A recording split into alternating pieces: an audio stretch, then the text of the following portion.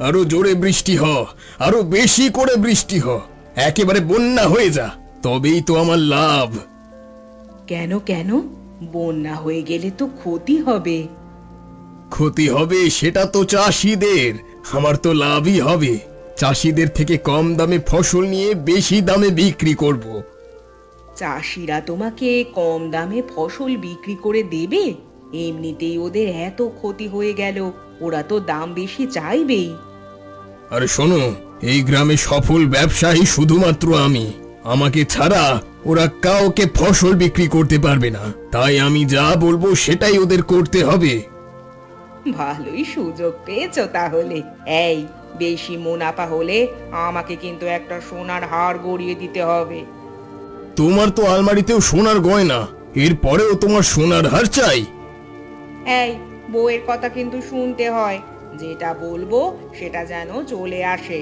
তোমার তো কোনো টাকার অভাব নেই, তাহলে কেন এমন করো বলো তো? আরে ভবিষ্যতের জন্য তো রাখতে হবে, টাকা পয়সা খরচ করে দিলে তো ভবিষ্যতে অসুবিধা হয়ে পড়বে। ধুর, তুমি তো ব্যবসা করছো, খাটাখাটনির তো কিছু ব্যাপার নেই। যে বয়স হলে করতে পারবে না, আর তোমার তো ভালো সুযোগ, কেন এমন করো বলো তো? জানি না বাপু। আচ্ছা আচ্ছা, তুমি রাগ করো না, আমি এনে দেব। তবে আগে দেখি চাষিদের থেকে কত টাকার ফসল কিনতে পারি, তারপর করে দেব। এই তো আমার সোনা বর। এই শুরু হলো ঝড় বৃষ্টি, এবার এরকম লেগেই থাকবে। হ্যাঁ, যা বলেছে। তবে আজকে ঝড় বৃষ্টি তা দেখে আমার খুব ভালো লাগছে। টানা 15 দিন প্রবল রোদ আর গরম, পুকুরের জলটা একেবারে শুকিয়ে গিয়েছিল। এবার একটু জল বাড়বে। হ্যাঁ, এবার মাছগুলো একটু স্বস্তি পাবে। বাবা, তোকে আর একটু ভাত দেবো রে? হ্যাঁ গো, হ্যাঁ দাও।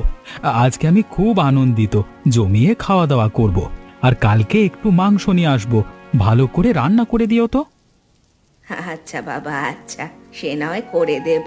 তবে অত খুশি হোস না, এই রকম বৃষ্টি যদি রোজ রোজ হতে থাকে তাহলে পুকুরের জল উপচে পড়বে, তখন সব চারাপোনা মাছগুলো চাষের ক্ষেতে ঢুকে পড়বে, বুঝলি? হ্যাঁ গো, ঠিকই বলেছ। তবে এইরকম বৃষ্টি হবে বলে মনে হয় না, কারণ অনেক দিন পর বৃষ্টি হচ্ছে বলে এত পরিমাণে হচ্ছে। আবহাওয়া কেউ বুঝতে পারে না, বুঝলি তো? এই দেখবি রোদ, তারপরেই দেখতে পাবি প্রবল বৃষ্টি।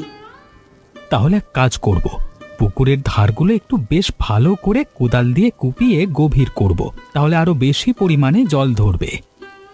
হ্যাঁ, সে তো ভালো হবেই, তার জন্য অথবা লোক লাগাতে হবে। আর এখন তো তোর হাতে টাকা পয়সা নেই, এই তো মাছ ছেড়েছিস, এক্ষুনি এসব করা সম্ভব?